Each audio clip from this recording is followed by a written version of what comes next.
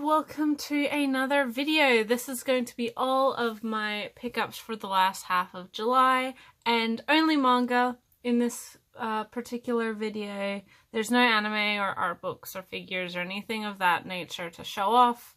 Just a couple books. Well, more than a couple. I did get a little bit more than I expected for this last half. Mainly for a couple different reasons, but we'll get to that when I get to the actual books. But I hope you guys enjoy, and I'll just get straight into it. First up, I actually got a couple books from a local seller via Gumtree. I wasn't really expecting on buying any books like that recently, but I saw their ad listed and it had a couple things that I was interested in. The price was really good. So the first book that I bought from them was Let Die Volume 2 by Soo-yeon Won. This is obviously a manhwa. I do have the first volume, and it says on here like shounen fantasy. I'm fairly certain this isn't a fantasy. It's a drama. And of course, as you could just saw, it is a shounen, so sort of BL romance focused. But I would liken this series. I haven't read anything aside from the first volume, but it's giving me very much like Intense or Banana Fish vibes, where it is much more on the violent drama side of it, rather than maybe the actual like relationship or physical relationship, I should say, between the two characters. I don't actually know. This is a 17-volume series, and I have only read the first volume, but I did enjoy what I read of that book. And it's not high on the priority list, but I slowly wanted to pick it up over, the foreseeable future. And the fact that this was so cheap just encouraged me to get it sooner rather than later. The second book I got from the local seller was actually a Tokyo Pop one-shot that I've been looking for years. I don't know how good it is, but it is very out of print, and the current asking price for it is, at the time when I was looking for it, was too much. But I got this for a really good price, and that is Calling You by Otsuichi and Setsuri Suzuki. Otsuichi wrote a light novel, or a novel. I'm not entirely sure if Calling You is a light novel, which also got an English release and is also incredibly out of print and hard to find. This is the manga adaptation of that novel, and when I say I've been looking for this for years, I do mean years. Probably close to like 5, 6, 7 years I've been looking for this, but it has been out of print for a majority of that time, and whilst secondhand copies do pop up here and there, I wasn't really willing to spend a huge amount of money on an unknown. But again, because this was so cheaply priced, and it is one that I wanted to read for a very long time, it was sort of a no-brainer for me to pick up from this local seller. So I'm very happy to finally have this in the collection, or finally have the opportunity to read this. If I ever find the actual light novel, I'd love to give that a shot too, but for now this will just have to tide me over. Next are some new Viz titles, although they're not exactly new in the sense of a new release. These are the reprints of Banana Fish, so I have Volume 1, Volume 2, and Volume 3. The shoujo drama about gang wars in 1980s New York. Two young men, one the leader of like a gang, and one a Japanese photographer, meet and sort of through a series of various events sort of become each other's stability and like reliability. It's interesting, and I've always wanted to read Banana Fish. I know quite a bit about Yoshida's influences, in particular with Ash. So I do know the spoilers of the ending. I know some people are maybe a little bit let down by the ending because it is not exactly happy. And I don't think that's really a spoiler. If you do a little bit of digging, it becomes quite obvious. But I don't think that will ruin my enjoyment of the series as a whole. I am hoping to buy this series in like 3 at a time. And so obviously 1, 2, 3. The next stretch I will get is 4, 5, 6. 6 is one that hasn't gone to reprint yet, or at least hasn't hit retailers from its second printing. These are all second print runs for from March of this year. I did check the info at the back. So these are probably in line with what you should expect with these books. Maybe the logo on the side for Viz was a little bit different, but I don't know. I am really, really enjoying this series. I think the manga does lean a little bit heavily into over-exposition currently, but I think that's also maybe impacted by having stayed up to date with the anime, which is also phenomenal. I highly, highly recommend. It's really good. I would say if you're interested in like a very dark drama with a lot of like very heavy themes, this is one to pick up. I know people don't necessarily like to quantify it as a shoujo, or don't think that this is what constitutes shoujo, is a little bit backwards in thinking, because shoujo is a demographic, not a genre. As I've said many, many, many times before, and I'm not going to harp on the point, but if you're in disbelief that this is a shoujo, I think you need to reassess or read up a little bit on the history of shoujo. But I'm really glad that this is getting a reprint, of course, mostly motivated by people's interest, and of course helped by the fact that there is a new anime currently. I am very excited. I'm hoping to read more, and I know that I will enjoy it. So yes, Banana Fish, great series, and perfect opportunity to pick it up because it is newly back in print.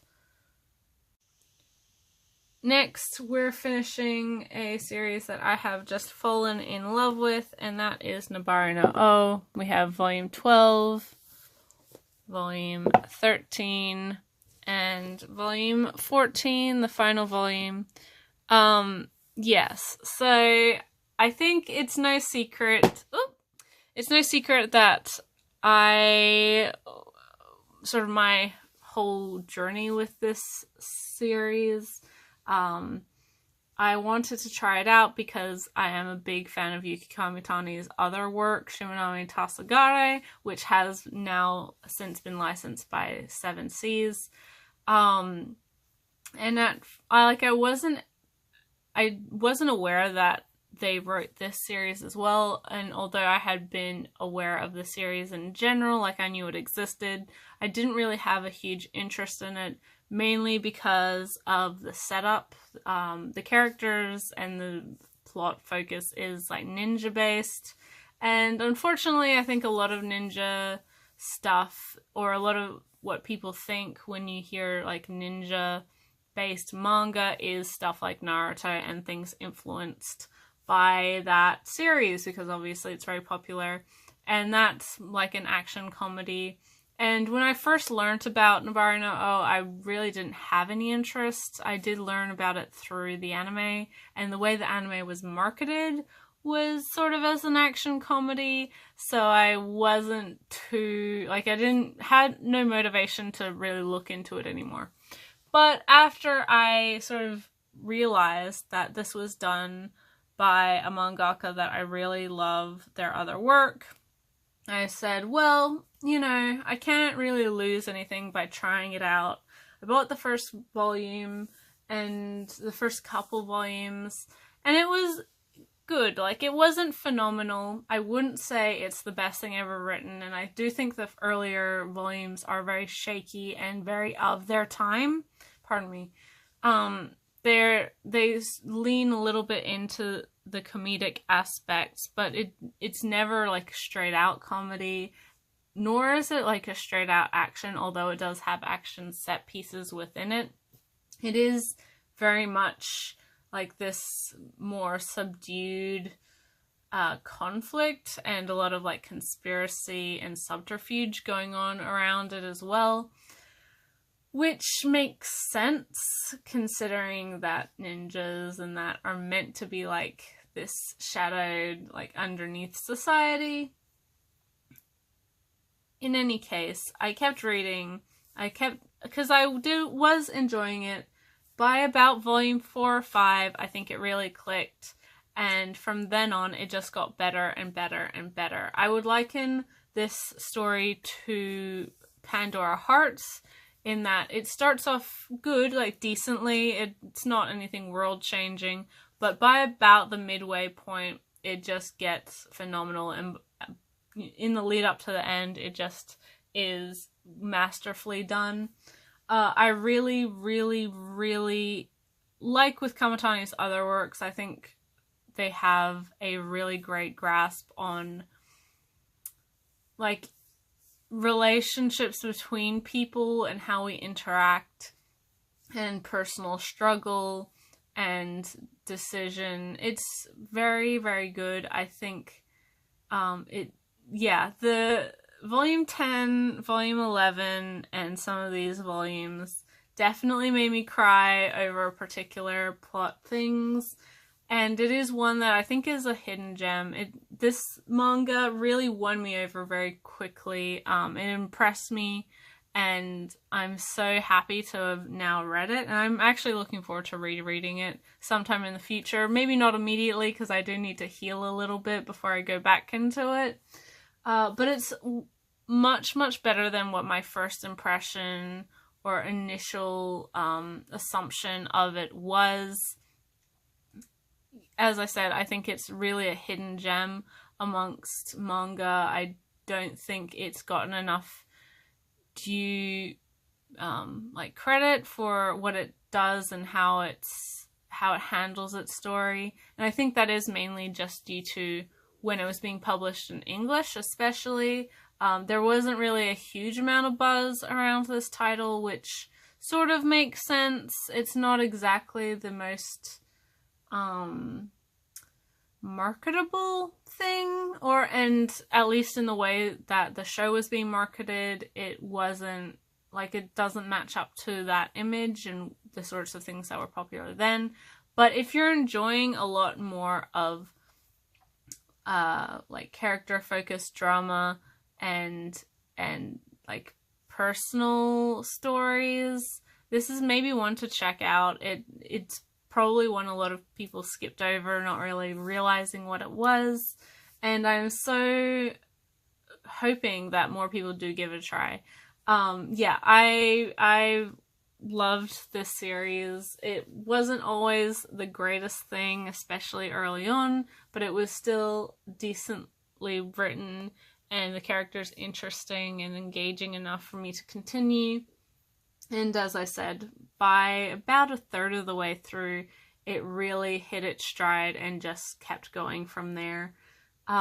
If you're looking for something similar to like a Pandora Hearts in terms of like character growth and development, I would highly, highly recommend this one if you haven't read it before. Next is the second volume of Hitomi Takano's My Boy, a series currently put out by Vertical. I said with the first volume of this that I was going in with a little bit of trepidation, mainly because this sort of story can sometimes tend to lead into wildly inappropriate, like, romantic relationships between a grown adult and a physical child, or a literal child. That's not that uncommon, unfortunately, in manga.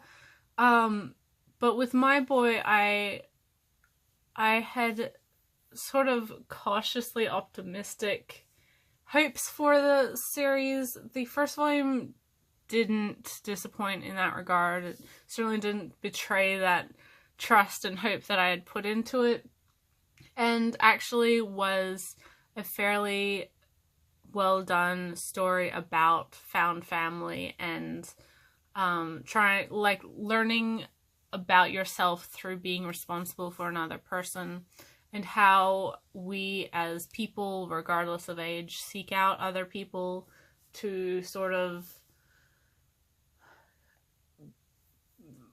like personally attach ourselves to.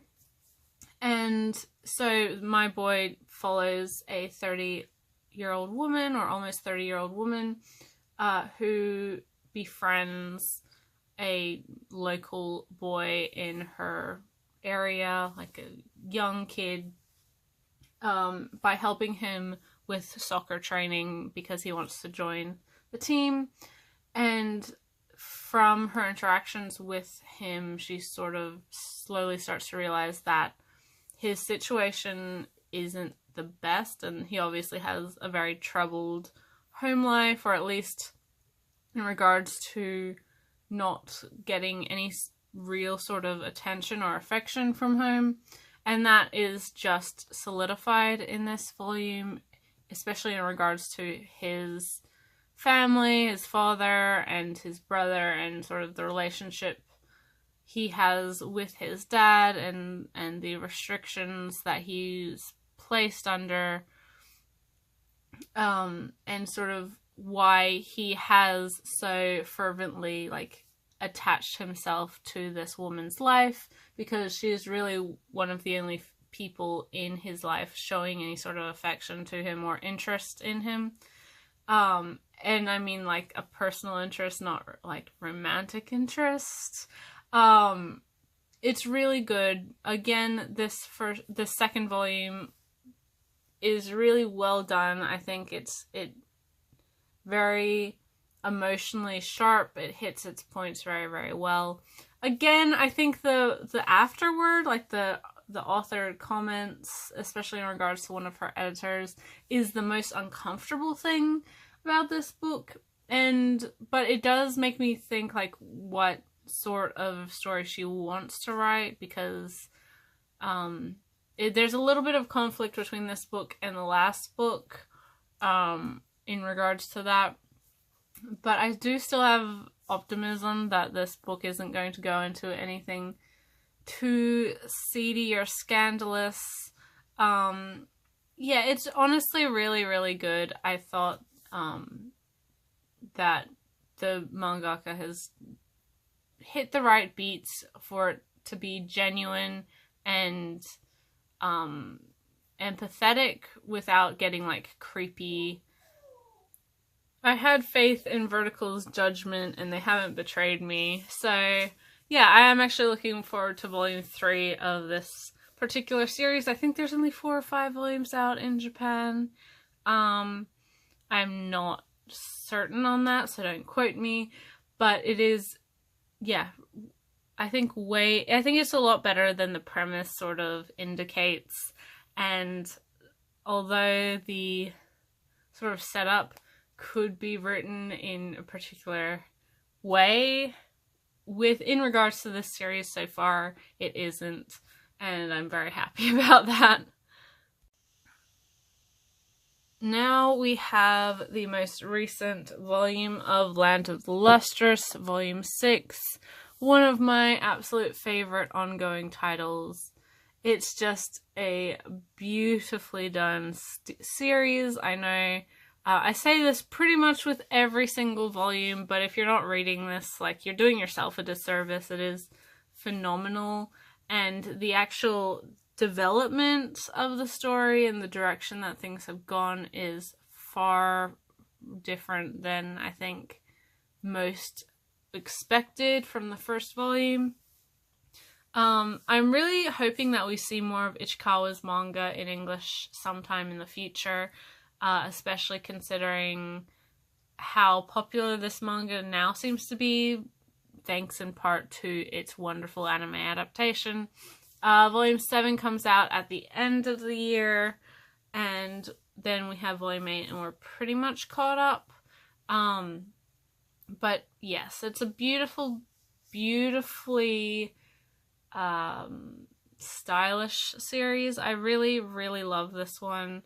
If I would recommend the anime as well, it's wonderfully done. But if you know nothing about this, you obviously haven't been watching any of my previous videos, but it follows this race of sentient gemstones or rocks or minerals or however you want to quantify them as, called the Lustrous, who have to fight for their survival basically against these heavenly bodies that appear called the Lunarians, obviously from the moon, who try to kidnap them at regular intervals because they are so beautiful. They use them for weapons and jewelry and other various things. We don't know very much about the Lunarians aside from that drive to sort of collect the Lustrous and use them for their own purposes. And our main character is Phos, or a Phosphophilite, who is the youngest as well as the weakest of the group, with a moss hardness of 2.5 or 3. I don't remember. Which means that they can't go out into battle because they're very, very easily breakable. Any sort of impact or even like brushing up against one of the other Lustrous breaks them. It's, as I've mentioned this before, but my previous degree was in applied geology, so I do know quite a bit about minerals, and for me there are some pretty clever nods to that, and the world building is surrounded by this idea of the actual physical properties of minerals and gemstones. I think it's incorporated really well, not just the moss hardness stuff, but also in regards to how certain Lustrous wear long gloves and long socks due to their hardness, the impact testing they have to do, because hardness doesn't mean that they're resistant to impact. That is always due to cleavage within the actual rock itself, which is why diamond is still able to shatter under certain pressures.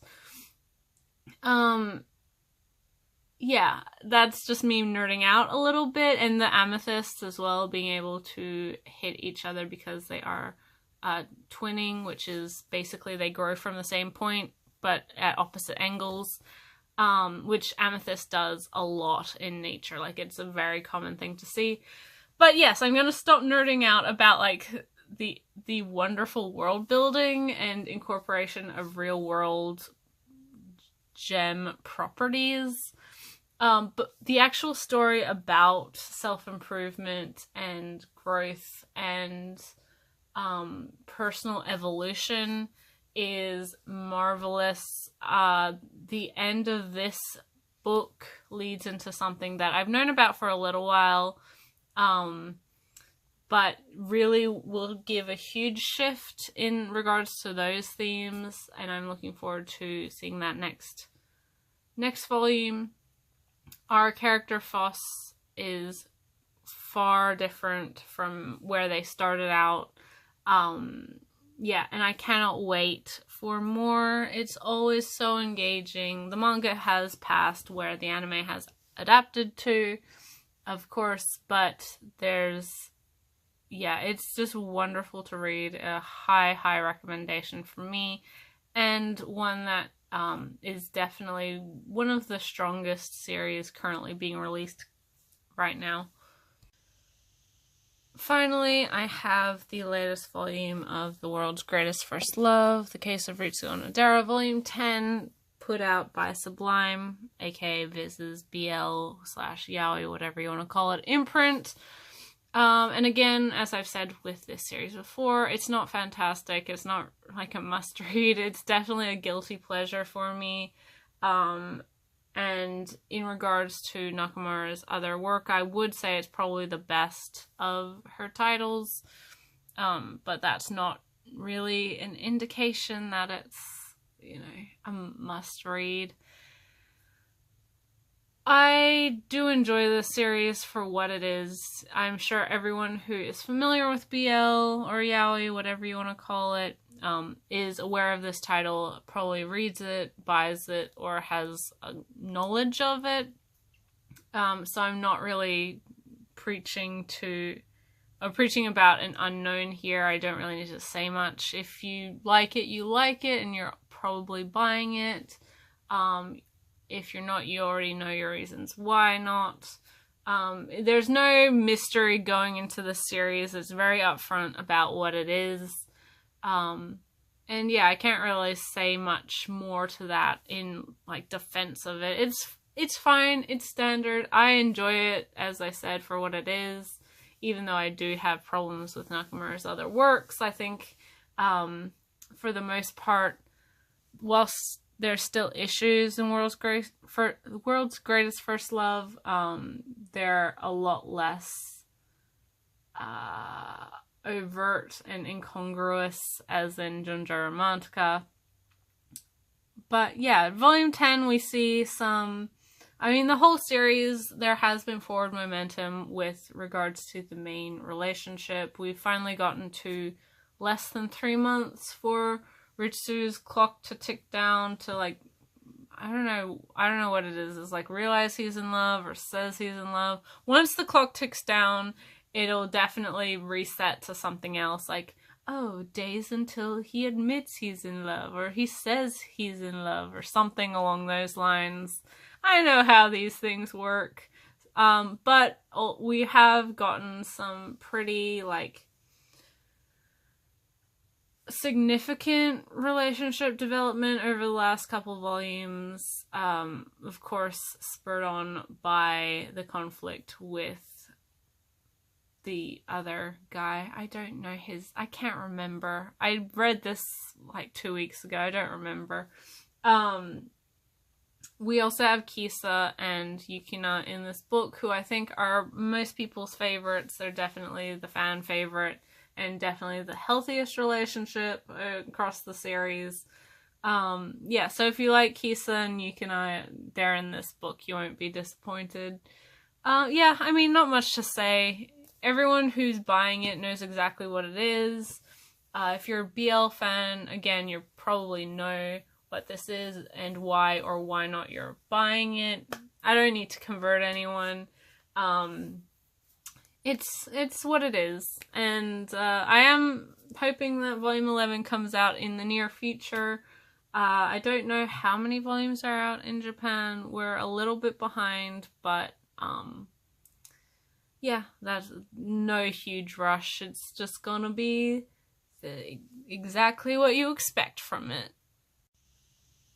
So that's everything that I got for this last half of July. Not a huge amount, but some stuff that I'm very, very excited about to finally have and to finish and to start and to continue.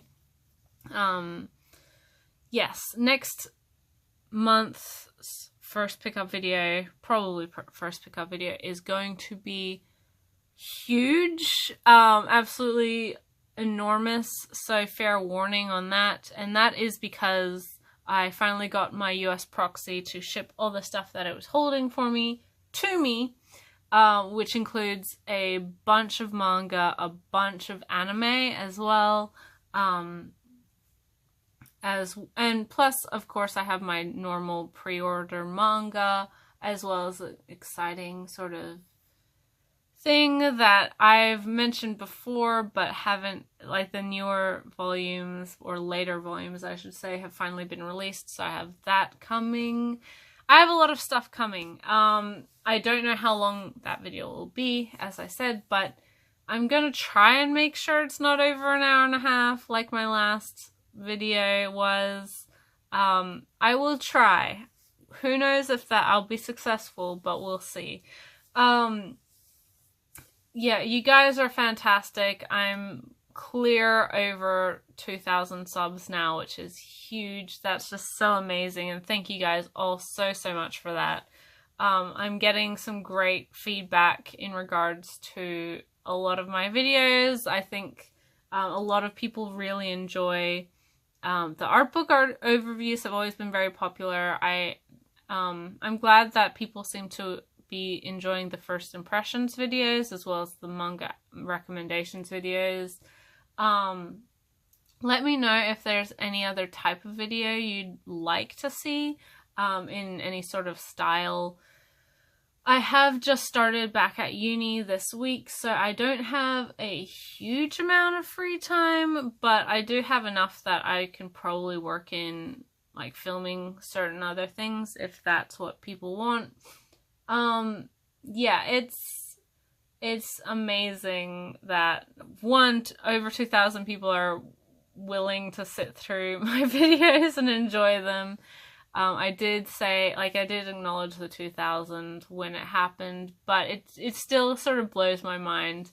I don't think I'm ever going to be a huge channel or regarded as that popular, but I never went into this making videos expecting that, but just the fact that so many people have subscribed and seem to be so interested in like discussion and my opinions on things, that's pretty amazing. That's like, wow. Thank you guys. Aside from that, I don't think I have anything too important to say. I do have a couple things that I'm selling. I have posted them on Twitter before.